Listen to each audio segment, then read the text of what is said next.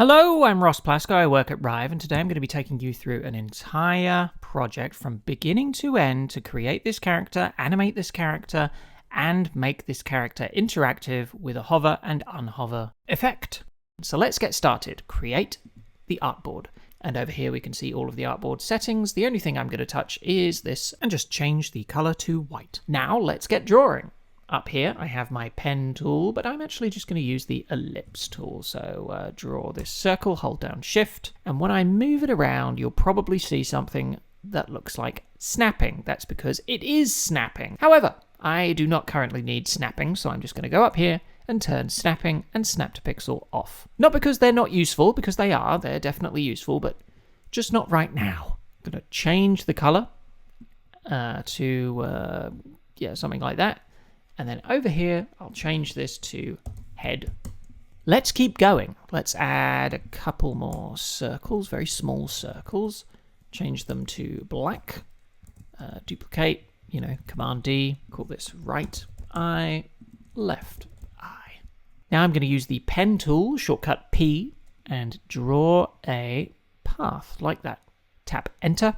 And now we have our path, and you can see its default settings over here. It has, by default, a grey fill. I don't want a grey fill, so I'll right-click and delete that, and I will click plus and create a new stroke. I'm going to increase the thickness of the stroke, and now we have a smiling mouth. Call this mouth. Let's zoom in, and if you don't like the shape of the path that you've drawn, that's fine. You can change the path. Just click the path, and then over here, click Edit Vertices, and now you can move these around, or you can change the length of that. When you're done with the path, just tap Enter. And now I'm going to draw a triangle for the nose. Call this nose. I'm going to change the fill, and then of course I'm going to add a stroke, which will be the same color as the fill, and increase the stroke thickness, and you'll see the layer is on top of all of these layers. How do we rearrange layers? Very simple. Drag the nose layer down here so it's at the bottom. I'm going to edit the shape of the nose here. Just tap enter, and then you don't have to click edit vertices. That's how it's officially done, but you can also just tap enter again, and now we have access to the path points. Tap enter again. Shortcut O for circle. Call this left ear. We can drag it to the bottom. Make it the same color as the skin. And now I'm going to create a little circle for some hair. I'm going to make it black and clip it to the head over here. Plus, I'm going to select the head layer, and now that shape is clipped to the head. I actually want the ear to be above the hair, but now I want all of the facial features to be above the ear. P for the path tool again. I'm going to draw a little something there. Tap enter. All I wanted was this straight line. By default, obviously, it's got a fill. Delete that. And now create a stroke, green, and increase the thickness. Call this cap peak. Down below the head, and create one more thing, a circle, and just call this cap, and drag it to the bottom. Now, when we come to animate this character later, I want to move all three of these layers as one. How do we do that? Command G to create a group. You'll see inside this group we have the three layers, and I can just call this group face. This means I can also rescale the group so that the facial features are exactly where I want them to be. A useful feature of Rive is if I want to change any of these colors, all I have to do is tap artboard, and then we have all of these selected colors within the artboard. So if I change the skin color, it changes all of the layers with that color simultaneously. Maybe I want to change the cap. Okay, that looks good. Now let's add a body. P for pen tool. Let's draw a triangle. Enter to deselect. Tap it. Change the color. What do I want? Yeah, that's a nice blue. Add a stroke, the same color as the fill. Increase the stroke thickness. I'll tap enter and then enter again to edit the path. Just going to change this shape. I'm done with that, so enter again. Call this T. I'm going to duplicate it and call this crotch. And then I'm going to change the crotch to black. And now I'm going to draw a little rectangle just down here. Call this crotch mat. And we're going to delete the fill, but the path still exists. And then grab that crotch. Oh, cheeky. Clip the crotch to the crotch mat. And now the crotch will only appear where the mat is. I want to reposition and rescale the T and the crotch simultaneously. So I'll group that. And now I can scale it down and reposition it and just call it body. Drag it to the bottom. Also going to group all of these head layers and group them and call that head. And I'm actually going to group those layers as well and call this group head and body, just in case I ever want to move the head and the body together. Let's add some arms. So over here I'm going to draw like a curve like that. Enter. Get rid of the fill. Create a stroke. Make it the same color as the skin. Increase the thickness. Right click. Duplicate. Increase the thickness again, and in this stroke settings we can actually trim the path. So set end to 100, set start to 99, and now we have a hand that stays at the end of the arm. Pretty cool. I'm going to duplicate this, change the color to the t-shirt color, and change the trim to 0 and 1, so it only shows up here. Then I'm going to duplicate that one, go into its settings, and change the cap to a flat cap. And then we can increase the end. And now we have a sleeve. So it's an arm with a sleeve attached. Let's move it to the body. Call this left arm. And because it's the arm, I'm actually going to put it inside the body, but at the top. And duplicate that. Call it right arm. And I'm going to put that one at the bottom of the body stack. Enter, enter. I can change the path points, and we have a couple of arms. Next, I'm going to make some feet and legs. I'm just going to collapse the head and body group and create a couple of feet. Delete the fill. Create a stroke, make it black. Call this left foot. I'll just drag it below the head and body group.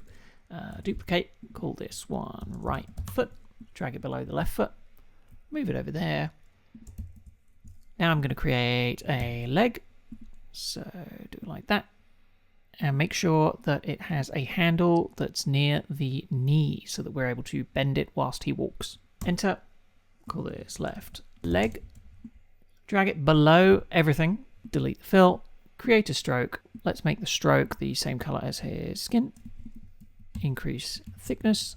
Now we're going to duplicate, change the color of that, increase the thickness, and flat cap. And that's a leg. Let's duplicate that, call it right leg, drag it below the left leg, enter, enter, and we can change the path points like that. So now I want to set up some anchor points. This is the point on the element where it will rotate from. So currently it's here. So if I rotate the head, it rotates from there. I do not want that. I want it to rotate from the bottom, the hypothetical neck. How do I change where this anchor point is? Tap Y. I'm able to move this and put it there. Tap Y again to exit freeze mode. I also want to lower the anchor point on the head and body group so that when I rotate this, it rotates from here. I want to rotate the arms from the hypothetical shoulders. So move it to the end of the path there. Tap Y again to unfreeze. Do the same for the right arm. So that when I rotate them, they look like that. Oh! But we've noticed something. The right arm is on top of the right leg. We actually want the right arm to be below the right leg. How do I change this? How do I drag the right arm outside of the body group and then be able to move that, but also move the right arm? You can see that it's no longer in the group, so it's no longer moving. Well, you can do this in two separate ways, one with constraints and one with draw order. First of all, I'll show you constraints. I will go over here to constraints plus transform, and then if I set the transform target for the right arm to the head and body group. So now the right arm has moved down so that the anchor points are actually in the exact same spot. And now you'll see I can't actually move where the right arm is. It copies the transform properties of the target layer: position, scale, rotation, and anchor point. I can move this around and it is now attached, but I have to move the arm into position. Luckily, the path within the arm shape layer has its own position properties that I can change, and it even has its own anchor point, so I can actually change that too. So with the path highlighted, tap Y, and you can move that anchor point too. You can see there's some calculations going on inside Rive there, but it ends up in the right spot, and we can change the path. We just can't change any of these transform properties for the right arm shape layer is all. Look, if I try and scale it down, nothing happens. If I try and rotate it, nothing happens. But we can control the actual path transform properties. So now if I rotate the head and body, you'll see that the right arm is constrained to the head and body.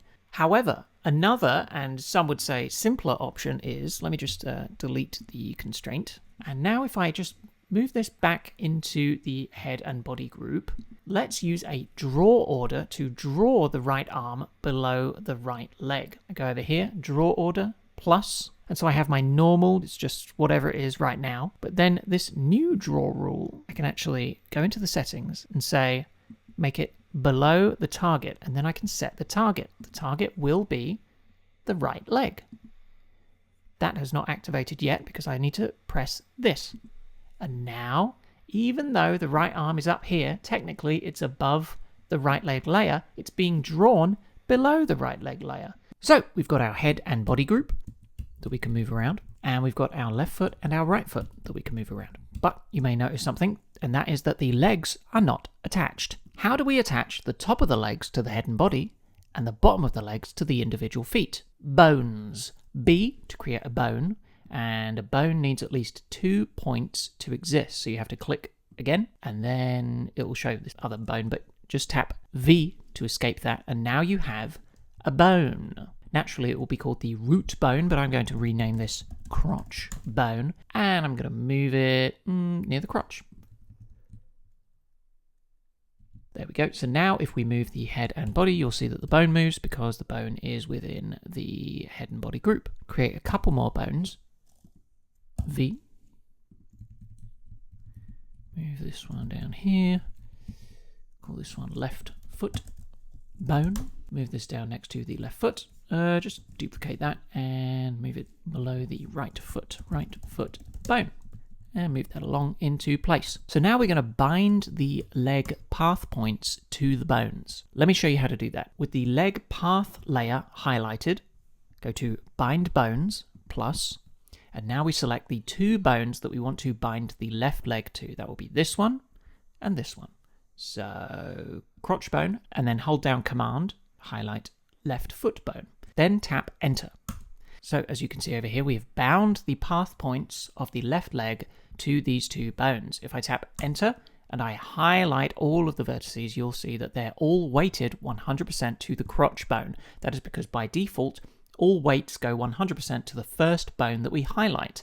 However, you can re-weight vertices. So I highlight all of the foot vertices, including the handles, and I can change the weight to 100% the foot bone. Do not type percent because that won't actually do anything, but just type in 100 and tap Enter, and that will re-weight these 100% to the left foot bone. So now, if I tap Enter, I can move the head and body, and I can move the left foot bone. Let's do the same with the right leg. Go into the path, highlight the path, bind bones, select the crotch bone first, hold down Command, and then highlight the right foot bone, tap Enter. They're weighted 100% to the crotch bone. Highlight that one, and the handles, and type 100. Now, if I move the right foot bone, that moves, and if I move the head and body group, that moves. Stupendous. However, we still need to attach the feet to the bones. So let's do it. Open up the path point for the left foot, bind bone, and just bind it to the left foot bone, just that one bone, and tap enter. Let's do the same for the right foot. Highlight the path, bind bones, and the right foot bone. Tap enter. Now, if we move the left foot bone, we move the foot as well. Same with the right foot bone. This is now a fully rigged character, and I'm ready to animate it. However, let's say we animated this character and there's a bunch of keyframes going on for each of these layers, and then I am not happy with the position of the character in the artboard. How do I change that when there's already a bunch of keyframes and I don't want to change all of those pesky little keyframes? Well, what we do is just highlight all of the layers and put them into a group and call this root. And now if we have keyframes applied to any of these layers, but we still want to move the character or scale it down, we have the root group, and we can just scale that and move it as we want. Root groups are very important, so make sure that you have one. Right, we are all ready to animate, but where do we animate? Where's the timeline? Where are the keyframes? How can I possibly animate this? It looks like it's just a design tool. Well, Rive is also an animation tool. Up here, we can switch from design mode to animate mode. And now you can see some stuff happening. Down here we have something called a state machine. If I just press play on the state machine, you'll see that this timeline is playing. What is this? Timeline 1. Timeline 1, we can either double click here to open timeline 1, or we can return to the state machine and open timeline 1 over here. You'll see that if I press play on timeline 1, it's just a one shot. We can change that to a loop right there. It's only 1 second long. We can change that here by increasing the amount of time. And just like in other animation software, we can change the work area like this so that we just loop within the work area. Highlight head and body. I'm going to animate the Y position, the scale. I'm going to unlock these so I can animate them individually. And the rotation. Tap U to see all of the keyframes so far. Drag them to the beginning. And then in the middle, I'm going to move it down. I'm going to scale it a bit wider, scale it down by an equal amount, and rotate it forward a little bit. And then copy and paste these beginning keyframes at the end. Press play with spacebar. And that is, well, it's animation, but it's pretty robotic. So how do we ease? Well, let's highlight all of the keyframes. And over here, we can change the interpolation. So if you want easing, just change it to cubic. Just tap that. And now it's a bit smoother. I want to delay the scale keyframes, but then there will be a gap at the beginning. So what I need to do is copy and paste them so I have twice the number of keyframes, and then I'm actually able to delay the keyframes. See, that looks a little bit smoother. Then I'm going to go into here and animate the Y position and rotation of the head layer. U to show all of the keyframes there. Let's animate it coming down and rotating forward a little bit, and then just copy and paste the beginning keyframes there, and just like I did before, easy ease or cubic. I want to delay the movement of the head, so just copy and paste those, double up the number of keyframes, and then we're able to delay the movement like that. I also could probably delay the rotation. Very cool. Now let's animate the arms. Highlight the left arm and then tap enter on the path, and then I can move stuff around. However, Rive handles path animation a little bit differently to After Effects and other animation software. If I was to just move the position of this path point, we can open up the left arm and see what's going on. I've only animated the position of vertex number 2. Typically, in other animation software, everything is handled together. If you move one part of a path, then it keyframes for every single aspect of that path. So if you want to do something like that, Rive actually has a special button called Key All Vertices. So if I tap that, every single property for every single vertex within the path is animated. We have the rotation of that, the length of that, the position of that. Every single aspect of the path is represented in one keyframe, just like in other animation software. So just remember, Key All Vertices. Down here, I tap Key All Vertices, and then I can move this up, bend it a little bit more, go along to the end, collapse all of these with U. Oh, that didn't work. Collapse them all, and copy and paste the first keyframe. Highlight them all, easy ease, And let's see how that looks. Very cool. Let's do the same to the right arm. Highlight the path, key all vertices, go to the middle, key all vertices again. Just highlight the one that you want to move. There we go. Tap enter again to escape that. And I'm going to copy and paste those. Highlight them, easy ease. Cool. Let's bend the legs. Left leg, tap on the path, key all vertices, go to the middle, bend the leg however much you want, key all vertices just in case, go to the end, highlight them all, copy and paste, easy ease, there we go, easy ease, tap enter to escape that, and let's do the same for the right leg, go to the beginning, enter, enter, key all vertices, go across to the middle, key all vertices again, cool, enter, highlight them all, copy, paste, highlight them all, and easy ease. Let's see. Okay, tap U to collapse all of the keyframes. Now we can see a little bit better. Awesome, we have our first animation. Now let's create another animation. So up here, plus, and create another timeline. Drag it to the bottom and call it a walk. Okay, let's do the same loop. I'm gonna increase the length of the timeline. And then I'm going to assign a work area. Now, this really isn't an animation tutorial. This is more of an introduction to Rive and how it works. So I'm just going to animate this as quickly as possible. Let's get going. It might look good. It might look bad. But it will be a walk. I guarantee that. Make it wider, make it lower, maybe even make it lower there. Even paste. Move these along. Hey, if you want to move keyframes and you don't want to drag them like this, just hold down Option or Alt, I think it is, and then comma and full stop. Anyway, yeah, I'm just going to rush through this walk cycle. Okay. Now I'm going to animate the left foot bone and the right foot bone, but I'm only going to animate their position. I will explain why in a second. So copy and paste. Copy and paste. The left one should be forward. And the right one should be back here. And then at these, they should be a bit wider. Oh, actually, they need to be spread over 2 bounces. So let's do 2 bounces. Oh, wow, that lined up perfectly. And spread the leg movement over 2 bounces because obviously you bounce for every 1 step. However, the character should be at its lowest point when the legs are at their widest point. Some of this.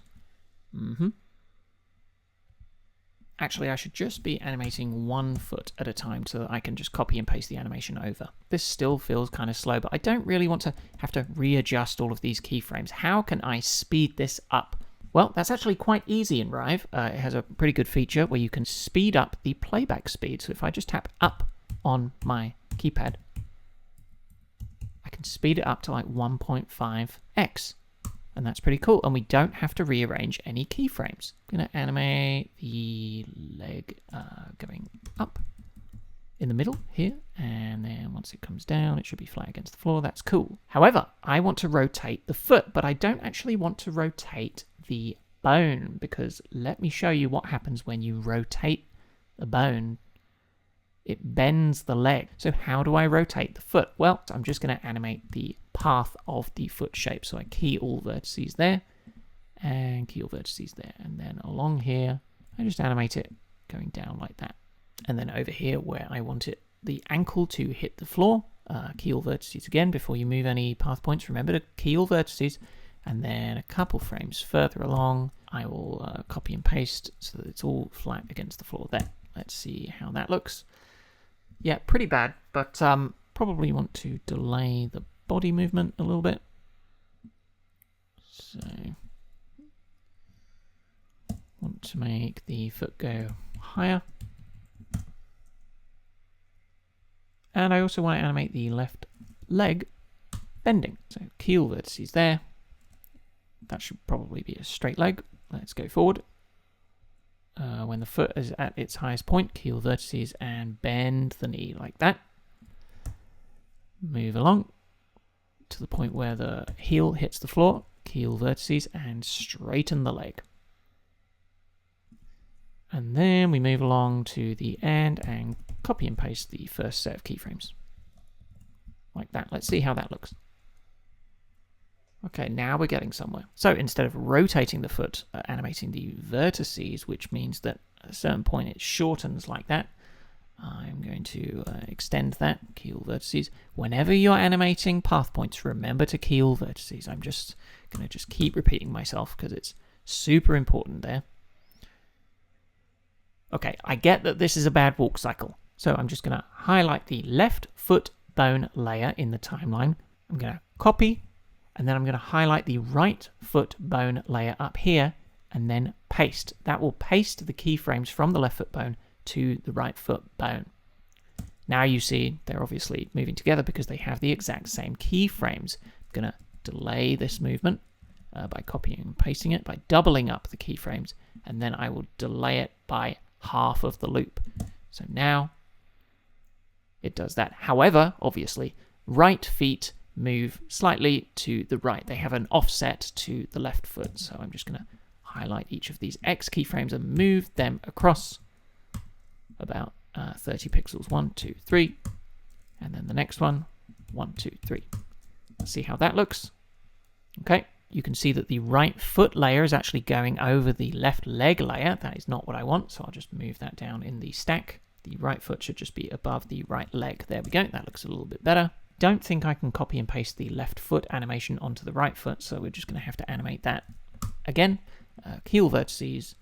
Let's make it flat to the floor there, and then keel vertices here.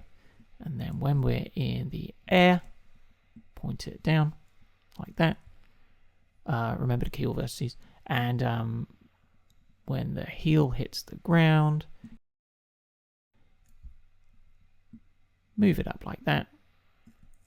And then we want it flat around like here a few frames later. However, that means we need to copy and paste these keyframes over to here and replace this beginning bit. So there we go.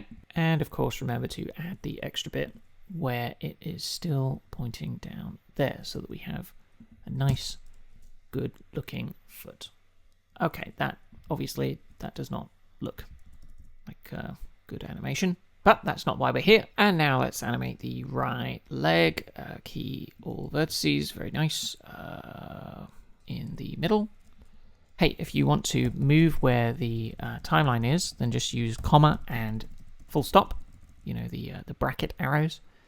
And then when the leg is at its highest point in the air, and bend the knee. Then when we go over to the end, and use the handle to straighten out the leg, and then go to the beginning again and copy and paste what we did at the end. Let's see how that looks. Okay, it seems to be bending backwards in that middle one. Straighten it out like that. Okay, that looks a little bit better. So I'm going to animate the left arm rotation, but then I'm also going to animate the left path. So key all vertices there. Let's collapse all of these and let's find the left arm. Okay, here we go. And we have the path as well. Okay, excellent. So when the left leg is back, the left arm needs to be rotated forward. And then in the middle, when the left leg is forward, the arm needs to be back. Okay, let's just copy and paste that. And easy ease. Very cool. And now animate the shape of the path. Obviously, keel vertices there. In the middle, keel vertices, and I'm going to reverse the direction of the bend. And then go to the end, copy and paste that. Easy ease, but we're going to double up, and I'll show you why, because if we press play, it looks a little bit rubbish. But if we delay the vertices keyframes to the midpoint of the rotation keyframes, then we have a pretty good flop. Let's do the same with the right arm. I'm going to animate the rotation of the shape layer, but then we're going to animate the vertices of the path point. Collapse everything. Let's find it. Right arm. It should be rotated back here to the middle. Should be rotated forward. and then copy and paste. To the beginning, key vertices go to the middle, reverse, and then at the end, let's copy and paste that. Flop, easy ease, copy, double up the number of keys. Is that correct? That looks correct. So I'm going to keep the animation simple in this tutorial so you can get to grips with Rive. We have 2 animations. Now we're going to hook them up into the state machine so that we can transition between the animations. That is what the state machine is all about. So if I just grab walk and put it on the state machine, I can hook the 2 states up like this. And now if I press play, what do you think happens? We go straight to walk. That is because here is where we set a condition to transition from idle to walk. At the moment, we haven't set a condition, no conditions added yet. So we just go straight from entry into idle and straight through to walk. What is a condition? How do we set one? Well, first of all, we need an input.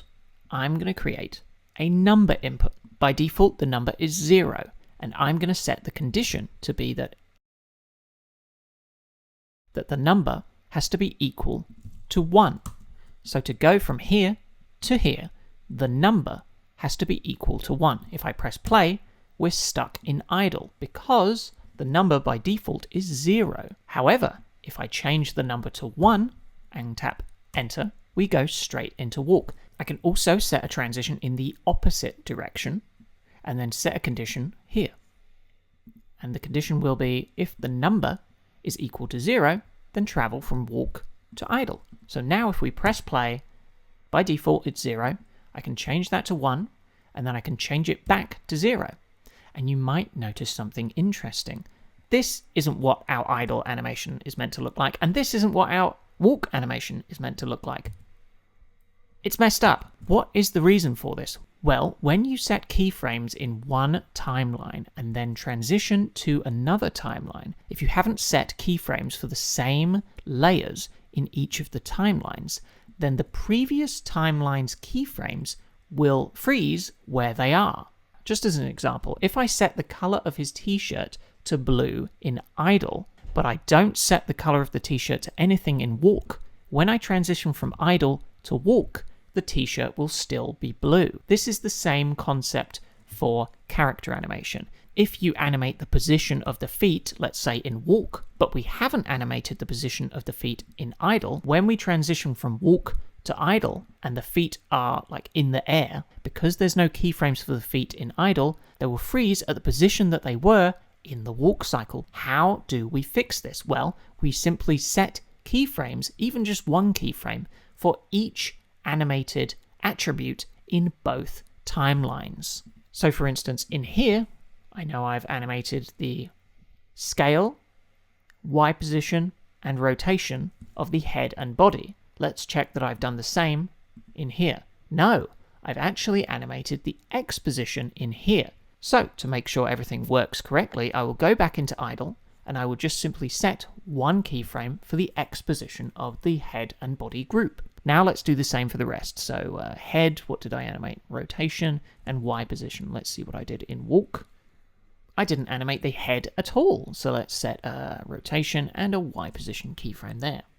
You see it just shows up as one keyframe. You can open that up to show both. Let's see what else we animated here. The face, I did the X and Y position of the face. What did we do in walk? Nothing. So let's just set keyframes, drag them to the beginning, just to keep things tidy. What else did I do? Left arm, I only animated the path of the left arm. However, I remember in walk, I animated the rotation of that layer. So that means in idle, I have to set a rotation keyframe on this.